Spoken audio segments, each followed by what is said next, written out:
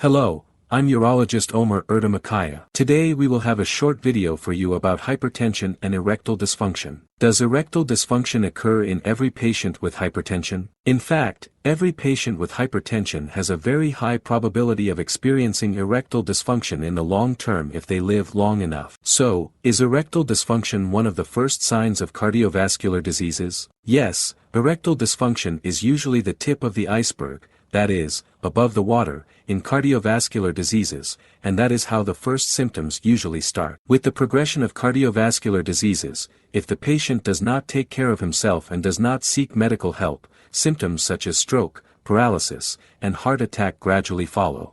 So if we are taking medication for hypertension, does the medication we are taking have a negative effect on erectile dysfunction? Yes. Beta blockers, calcium channel blockers, and diuretics, which remove water from the body, have also been commonly used for hypertension. In the group that we call beta blockers, especially the older generations had a lot of complaints of erectile dysfunction, up to 60 to 70%, a really high rate. There are two important things. Firstly, it is important that the clinician warns the patient, and secondly, if the patient has such complaints, it is important that he returns to the clinician. So what should patients prefer? What should be done? Frankly, ACE inhibitors, angiotensin receptor blockers, and new generation beta blockers are now less likely to cause erectile dysfunction in patients. The patient must know that he may get into serious trouble if he does not take action against hypertension. However, as long as the patient does not make any changes in his lifestyle, although he is medicated, the first, the second and the third hypertension medication can be added. Indeed, sometimes some patients come, they take 2, 3, or even 4 blood pressure medications. These patients have already forgotten about sexuality, and the patient is trying to preserve his life.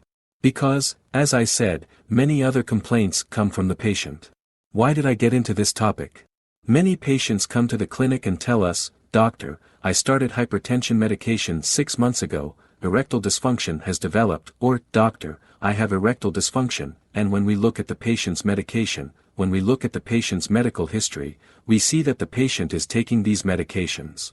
This is an issue that needs attention. Lifestyle is very important. If the patient has been diagnosed with hypertension, the patient needs to lose weight, exercise, change his diet, and try to get rid of stress. Because in the long term, it can lead to many complaints, from kidney failure to heart attack, such as stroke. Thank you for listening. Best regards.